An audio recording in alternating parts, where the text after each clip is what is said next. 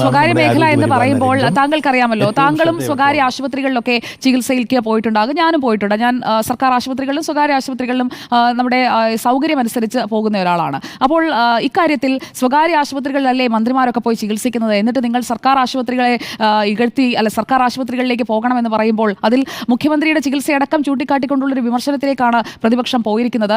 ഈ കെട്ടിടം തകർന്നു വീണ് ബിന്ദു മരിച്ച സംഭവമുണ്ടായി ഉടൻ തന്നെ മുഖ്യമന്ത്രി അമേരിക്കയിലേക്ക് പോയിരിക്കുന്നു. അദ്ദേഹം മയോ ക്ലിനിക്കിൽ ചികിത്സ നടത്തിക്കൊണ്ടിരിക്കുന്ന ആളാണ്. അദ്ദേഹത്തിന് കൃത്യമായ ഷെഡ്യൂളിൽ ആ സർജറി അല്ലെങ്കിൽ അദ്ദേഹത്തിന്റെ ചികിത്സകൾ നടത്തേണ്ടതുണ്ട് എന്ന ഒരു കാര്യം വിസ്മരിക്കുകയാണ്. എന്നിട്ട് മുഖ്യമന്ത്രി അമേരിക്കയിലേക്ക് പോയി എന്ന രീതിയിൽ ഫോക്കസ് ചെയ്യുകയാണ്. ഇതിന്റെയൊക്കെ പിന്നിലുള്ള ഉദ്ദേശം എന്താണ് ശ്രീ വി എൻ വാസവൻ? അതും രാഷ്ട്രീയവും അതോടൊപ്പം ദുരുദ്ദേശപരവുമാണ്. നമുക്കെല്ലാം അറിയാം, കേരളത്തിലെ ഇന്നത്തെ ആരോഗ്യ സംവിധാനത്തേക്കാൾ മെച്ചപ്പെട്ട ചില സൗകര്യങ്ങൾ ഏതെങ്കിലും സ്ഥലത്ത് കിട്ടുമെങ്കിൽ അത്തരം ചികിത്സ ആവശ്യമുള്ളവരെ വിദേശത്ത് പോയി ചികിത്സിക്കാറുണ്ട് എന്നുള്ളതാണ് ബഹുമാനപ്പെട്ട മുൻ മുഖ്യമന്ത്രിയായിരുന്ന കെ കരുണാകരൻ ഓർക്കുക. നിങ്ങൾ അപകടമുണ്ടായ കാലഘട്ടത്തിൽ ഇവിടെ ചികിത്സിച്ചിട്ട് അദ്ദേഹത്തിന് ശമനം വരാതിരുന്ന അന്നത്തെ മുഖ്യമന്ത്രിയായിരുന്ന ഇ കെ നായനാർ തന്നെയാണ് ഈ രംഗത്ത് അമേരിക്കയിൽ പോകണമെന്ന് നിർദ്ദേശിച്ചത്. അമേരിക്കയിൽ പോയിട്ട് തിരിച്ചു വന്നപ്പോൾ അന്ന് കെ കരുണാകരൻ പറഞ്ഞ വാചകം, എത്രയോ മുമ്പ് പോകേണ്ടതായിരുന്നു, എന്തെല്ലാം ആധുനിക സംവിധാനങ്ങളാണ് അവർക്കുള്ളത്, നമുക്കതില്ലല്ലോ, അതുകൊണ്ടാണ് ഞാൻ അവിടെ ഭയങ്കര ആശ്വാസമായി. അദ്ദേഹം പറഞ്ഞ രംഗം ഞാനിപ്പോൾ ഓർക്കുന്നുണ്ട്. ഉമ്മൻചാണ്ടി വിദേശത്ത് പോയി ആ രൂപത്തിലുള്ള ചികിത്സ തേടിയിരുന്നു. അങ്ങനെ ഭരണപക്ഷത്തുള്ളവരും പ്രതിപക്ഷത്തുള്ളവരും ഈ കാര്യങ്ങളെ സംബന്ധിച്ചിടത്തോളം ഈ ഉയർന്ന ചികിത്സ കിട്ടുന്നതിന് വേണ്ടി അമേരിക്കയിലൊക്കെ പോകാറുണ്ട്. ഇന്ന് ഈ സംഭവത്തിൽ പ്രത്യേകമായി ഓടിപ്പോയതല്ല ബഹുമാനപ്പെട്ട മുഖ്യമന്ത്രി. അദ്ദേഹം നേരത്തെ തന്നെ അദ്ദേഹത്തിന് അസുഖമുണ്ടായ ഘട്ടം തൊട്ട് ഉയർന്ന ചികിത്സ ആവശ്യമുള്ളത് കൊണ്ട് തന്നെ അമേരിക്കയിലെ മൈൻ ഹോസ്പിറ്റലിൽ അദ്ദേഹം ട്രീറ്റ്മെൻറ്റ് തേടിയിരുന്നു. അതിൻ്റെ തുടർ ചികിത്സയ്ക്കാണ് പോയത്. അപ്പോൾ അല്ലാതെ എവിടെയേതെങ്കിലും സ്വകാര്യ ആശുപത്രിയെ ബഹിഷ്കരിച്ചിട്ട് പോയതല്ല. സ്വകാര്യ ആശുപത്രിയിൽ ഈ സൗകര്യം ഇവിടെ ഉണ്ടായിരുന്നെങ്കിൽ ഇവിടെ തന്നെ ചികിത്സിക്കുള്ളൂ. നമ്മുടെ പ്രൈവറ്റ് ആശുപത്രിയിലും സ്വകാര്യത്തിലും ആ സൗകര്യം ഇവിടെ ഉണ്ടെങ്കിൽ അത്തരം സംവിധാനങ്ങൾ ഇവിടെ ഇല്ലാത്തത് കൊണ്ടാണ് അവിടെ പോകാൻ ഇട വന്നിട്ടുള്ളത്. അപ്പോൾ ഈ ചികിത്സ എന്ന് പറയുമ്പോൾ രണ്ട് കാര്യങ്ങൾ ശ്രദ്ധിക്കണം. ഒന്ന്, ഏറ്റവും ഉന്നതമായ രൂപത്തിലുള്ള റിസർച്ച് നടത്തിയുള്ള ഗവേഷണത്തിൽ നിന്ന് കണ്ടെത്തുന്ന പുതിയ പുതിയ നീക്കങ്ങളുമായി നിൽക്കുന്ന ഏറ്റവും വിദഗ്ധരായ ഡോക്ടർമാർ. രണ്ട്, ഗവേഷണ ശൃംഖലകളിലൂടെ പുതിയതായി കണ്ടെത്തുന്ന മരുന്നുകളുടെ ഉൽപ്പാദനം. ഇത് രണ്ടും ഏറ്റവും ഉയർന്ന സംവിധാനങ്ങളുള്ള ചില കേന്ദ്രങ്ങളിൽ നമ്മുടെ ആളുകൾ ചികിത്സയ്ക്ക് പോകും. സ്വാഭാവികമല്ലേ അത്?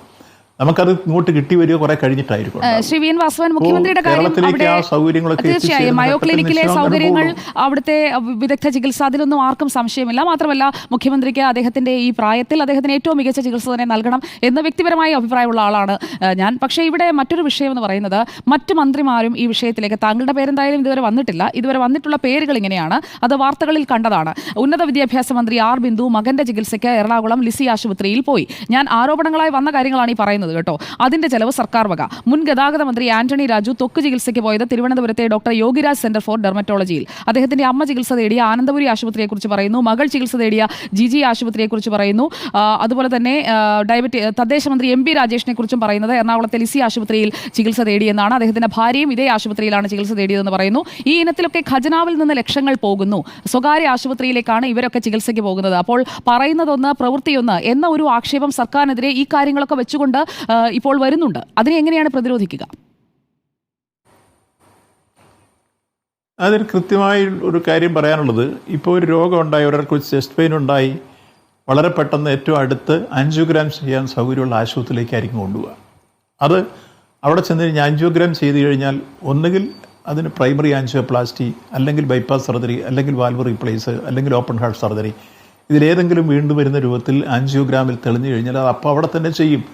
അത് ആ ആശുപത്രിയെ മാത്രം ലക്ഷ്യം വെച്ച് പോയതല്ല, എവിടെ വെച്ചാണോ സംഭവം ഉണ്ടാകുന്നതിൻ്റെ അടിസ്ഥാനത്തിൽ പോയ സംഭവങ്ങൾ ഈ പറഞ്ഞതിനകത്തുണ്ട്. അതുകൊണ്ടാണ് ലിസി ആശുപത്രിയിലേക്ക് എം പി രാജേഷ് പോകാനിടവന്ന് അദ്ദേഹം അത് ആദ്യം ഓപ്റ്റ് ചെയ്ത് പോയതല്ല. ഒരു സ്ഥലത്ത് വെച്ച് അദ്ദേഹത്തിന് പെട്ടെന്നൊരു ചെസ്റ്റ് പെയിൻ ഉണ്ടായപ്പോൾ ആദ്യം പോയി അവിടെ കൺസൾട്ട് ചെയ്ത് ഡോക്ടറെ കണ്ട് കാര്യങ്ങൾ തിട്ടപ്പെടുത്തി അവിടെ നിന്നായിരുന്നു. അതുകൊണ്ടായിരിക്കും അവിടെ വെച്ച് തന്നെ ആ ട്രീറ്റ്മെന്റ്, ഫർദർ ട്രീറ്റ്മെന്റ് വേണ്ടി വരിക.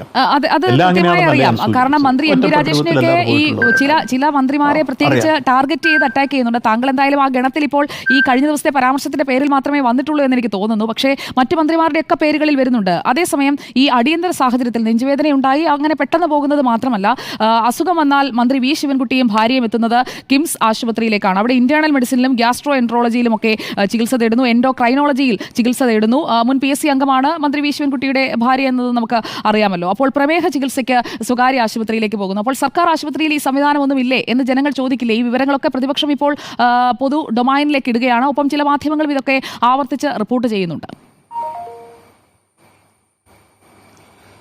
അത് ഇക്കാര്യത്തിൽ മുമ്പ് കാലഘട്ടം തൊട്ട് ട്രീറ്റ് ചെയ്തു വന്ന ചില ഡോക്ടർമാരുമായിട്ടുള്ള ചില രോഗികൾക്ക് അവരെ കാലങ്ങളായി ട്രീറ്റ് ചെയ്തുകൊണ്ടിരിക്കുന്ന ഡോക്ടറെ അടുത്ത് തന്നെ പോയി കാണുക എന്ന തുടർ ചികിത്സയുടെ ഭാഗമുണ്ട്. അത് ആ ഡോക്ടറായിരിക്കും അവരുടെ ശരീരത്തെക്കുറിച്ചും ഘടനയെക്കുറിച്ചും അവരുടെ അസുഖത്തെക്കുറിച്ചും കൃത്യമായി എല്ലാം മനസ്സിലാക്കി വയ്ക്കുക. അവരെവിടെയാണോ ആ സ്ഥലത്ത് പോകുന്ന പേഷ്യൻസ് ഉണ്ട്. അത് ധാരാളമായി നമ്മുടെ അത് മന്ത്രിമാരുണ്ടാവാം, അല്ലാത്തവരുണ്ടാവാം, അത്തരം പേഷ്യൻസിനെ കാണാൻ, അത്തരം ഡോക്ടർമാരെ കാണാൻ. അപ്പോൾ പുതിയ ഒരു ഡോക്ടറെ അടുക്ക പോയി എല്ലാം ഡയഗ്നോസ് ചെയ്ത് വരുന്ന ഘട്ടത്തിൽ നമുക്കെല്ലാം അറിയാം. അതെല്ലാം കണ്ടുപിടിച്ച് ലാബ് ഇൻവെസ്റ്റിഗേഷൻ, എക്സ്റേ അല്ലെങ്കിൽ സ്കാൻ ഇതെല്ലാം എടുത്ത് നടന്നു വരുന്നതിന് മുമ്പ് തൻ്റെ ശരീരത്തിലെ പ്രശ്നങ്ങൾ ഞാനിപ്പോൾ ഓർക്കുന്നു. ബഹുമാനപ്പെട്ട മുഖ്യമന്ത്രിയായിരുന്ന EK നായനാർ കോട്ടയം മെഡിക്കൽ കോളേജിൽ ഒരു ദിവസം രാത്രി അദ്ദേഹത്തിന് ചെസ്റ്റ് പെയിൻ ഉണ്ടായപ്പോൾ ഞാനവിടെ അദ്ദേഹത്തെ രാത്രി എത്തിക്കുന്ന രംഗത്ത് രാത്രി 12 മണിയോടൊപ്പം ഡോക്ടർമാരെ എല്ലാം വിളിച്ചു വരുത്തി നോക്കി. അദ്ദേഹം എഴുന്നേറ്റിരുന്നപ്പോഴേ എന്നോട് പറഞ്ഞ്, നമുക്കൊരു കാര്യം ചെയ്യണം, എൻ്റെ ശരീരത്തെക്കുറിച്ച് അറിയാവുന്നതെല്ലാം തിരുവനന്തപുരത്തെ ഡോക്ടർ ജോസഫാണ്. അപ്പോൾ ജോസഫിൻ്റെ അങ്ങോട്ട് എന്നെ എത്തിച്ചാൽ മതി, ഓനെല്ലാ അദ്ദേഹം പറഞ്ഞൊരു ഭാഷയാണ് പറയും, ഓനെല്ലാ കാര്യവും അറിയാം. അപ്പോൾ അദ്ദേഹത്തിൻ്റെ പോലും അന്നത്തെ ഒരു വിശ്വാസം, ഡോക്ടർ ജോസഫ് എന്ന് പറഞ്ഞാൽ അദ്ദേഹം ആദ്യം തിരുവനന്തപുരം മെഡിക്കൽ കോളേജിലും പിന്നീട് അദ്ദേഹം ഇപ്പുറത്ത് ഡോക്ടർമാർ ചേർന്ന് സംഘടിപ്പിച്ചിട്ടുള്ള ഒരു ഹോസ്പിറ്റലുമായിരുന്നു. അപ്പോൾ ആ ഡോക്ടറുമായിട്ടൊരു ബന്ധം, തൻ്റെ രോഗവുമായി ബന്ധപ്പെട്ട് എല്ലാ കാര്യവും അറിയാവുന്ന ഒരു ഡോക്ടർ എന്ന രൂപത്തിൽ അത് വിശ്വാസനയാണ്. അത് രോഗിയെ സംബന്ധിച്ചോളം നമുക്കറിയാം, ഒരു രോഗിക്ക് എല്ലാ അർത്ഥത്തിലും മാനസികമായും ശാരീരികമായും ഉന്മേഷം കിട്ടുന്ന ഒരു കാര്യം മരുന്നിനും ഭക്ഷണത്തിനും എല്ലാം അപ്പുറത്ത് തങ്ങൾക്ക് വിശ്വാസമുള്ള പരിചാരകന്മാരും ആ പരിചാരകന്മാരുടെ ഡോക്ടറെ കാണുന്നത് ഒരു ദൈവത്തെ പോലെയാണ്. കാരണം നമ്മുടെ ജീവനാണ് അവരുടെ കയ്യിൽ ഏൽപ്പിക്കുന്നത്. അപ്പോൾ ഞാൻ ഇക്കാര്യങ്ങൾ വിശദീകരിച്ച് ചോദിക്കാൻ കാരണം സ്വകാര്യ മേഖലയും നമുക്ക് ആവശ്യമാണ്. നമുക്ക് അടിയന്തരമായി കിട്ടേണ്ട ചികിത്സ ലഭ്യമാക്കുക, ജീവൻ രക്ഷിക്കുക, അല്ലെങ്കിൽ ആ അസുഖത്തിന് പരിഹാരം ഉണ്ടാക്കുക, അതിലല്ലേ നമ്മൾ ഫോക്കസ് ചെയ്യേണ്ടത്. യെസ്, അത് നിങ്ങളുടെ അഭിപ്രായത്തോട് പൂർണ്ണമായി യോജിക്കുന്നു. എൻ്റെ അഭിപ്രായം സ്വകാര്യ മേഖലയെന്നോ പൊതുമേഖലയെന്നോ നോക്കാതെ ഒരു മനുഷ്യജീവൻ അപകടത്തിൽപ്പെടുമ്പോൾ എവിടെയാണോ നല്ല പരിചരണം കിട്ടുന്നത് ആ പരിചരണം ഉറപ്പാക്കി നമ്മൾ ആ കാര്യത്തിൽ രോഗിയെ രക്ഷിക്കുക എന്നതാണ് പ്രഥമവും പ്രധാനവുമായ ഉത്തരവാദിത്തം. അതാണ് നമ്മൾ കാണേണ്ടത്. അത് നിങ്ങളുടെ വീക്ഷണം പൂർണ്ണമായി ശരിയാണ്. അതിനപ്പുറത്തേക്ക് മറ്റ് വ്യാഖ്യാനങ്ങൾ കൊണ്ടുവന്ന് ഈ കാര്യത്തിൽ ഈ സമയത്ത് മറ്റു രൂപത്തിലേക്ക് കൊണ്ടുപോകുന്നതും ദുരുദ്ദേശപരമാണെന്നേ നമുക്ക് പറയാൻ പറ്റുള്ളൂ. അതുകൊണ്ട് ഈ കാര്യത്തിൽ കാണേണ്ടത് ഏറ്റവും നല്ല രൂപത്തിലുള്ള പരിചരണം എവിടെ കിട്ടുമോ ആ പരിചരണത്തിലേക്ക് പോവുക. ഇപ്പോൾ കോട്ടയം മെഡിക്കൽ കോളേജ് തന്നെ എടുത്തു കഴിഞ്ഞാൽ ഇപ്പോൾ ഇവിടെ അപകടം ഉണ്ടായപ്പോൾ ആദ്യം പോറലേറ്റ ആ പെൺകുട്ടി വയനാട്ടുകാരിയാണ്. എത്ര ജില്ല കിടന്നാണ് കോട്ടയം മെഡിക്കൽ കോളേജിലേക്ക് അവർ ചികിത്സയ്ക്ക് അവരുടെ അമ്മയായിട്ട് വന്നത്. ഈ മെഡിക്കൽ കോളേജിൽ ഇപ്പോൾ മംഗലാപുരത്ത് നിന്ന്, മധുരയിൽ നിന്ന്, മാർത്താണ്ഡത്തുനിന്ന്, ഞാനിതെല്ലാം മനസ്സിലാക്കുന്നത് ഞാൻ ഈ പ്രദേശത്തുള്ള പൊതുപ്രവർത്തകനായിരുന്നു. ഇപ്പോൾ മന്ത്രിയോ MLA ആയിട്ടല്ല, ഞാൻ പണ്ട് പൊതുപ്രവർത്തകനായിരിക്കും മെഡിക്കൽ കോളേജിൻ്റെ HDCയിലുള്ള ആളാണ്. ഒരു 40 വർഷമായ മെഡിക്കൽ കോളേജിൽ വരുന്ന ചികിത്സയിൽ എല്ലാ മാസ് കാഷ്വാലിറ്റി ഞാൻ ഇടപെടാറുണ്ട്, പോകാറുണ്ട്. എല്ലാ സഹായങ്ങളും രോഗികൾക്ക് ചെയ്തു കൊടുക്കാറുണ്ട്. അവിടുത്തെ ഡോക്ടർമാരെല്ലാം എനിക്കറിയാം, ഓരോരുത്തരെയും പേഴ്സണലായിട്ട് അറിയാം, എന്തെല്ലാം തരത്തിലുള്ള സൗകര്യങ്ങൾ അവിടെ ഉണ്ടെന്നറിയാം. അങ്ങനെയൊക്കെ ചെയ്തു വരുന്ന ഈ ആശുപത്രിയിൽ അവിടുത്തെ ഡോക്ടറെക്കുറിച്ച് തന്നെ സുജയ നിങ്ങളൊന്ന് തിരിച്ചറിഞ്ഞ് പറയേണ്ട. എൻ്റെ അഭിപ്രായത്തിൽ ഡോക്ടർ TK ജയകുമാർ എന്ന് പറഞ്ഞാൽ, അയ്യോ, ഡോക്ടർ ജയകുമാറിനെ കുറിച്ച്, അതായത് നമ്മൾ ആ ഒരു വിഷയത്തിൽ ഡോക്ടർ ജയകുമാറിനെ ഒന്നും ഇകഴ്ത്തി കാണിക്കുന്നതിലൊന്നും ഒരു വസ്തുതയില്ല എന്നുള്ളത് ആ കോട്ടയം മെഡിക്കൽ കോളേജിൽ പോയിട്ടുള്ള അല്ലെങ്കിൽ അദ്ദേഹം നൽകി വരുന്ന ചികിത്സയെ കുറിച്ച് അറിയാവുന്ന എല്ലാവർക്കും അറിയാവുന്നു. അത് ഞാൻ എടുത്ത് പറയാൻ കാരണം അദ്ദേഹത്തെ ചീത്ത വിളിക്കുന്നതായിട്ട് എനിക്ക് ഭയങ്കര, നമ്മളെയൊക്കെ എന്തും പറഞ്ഞോട്ട് ഞങ്ങൾ പൊതുപ്രവർത്തകൻ ബാധ്യസ്ഥരാണ്.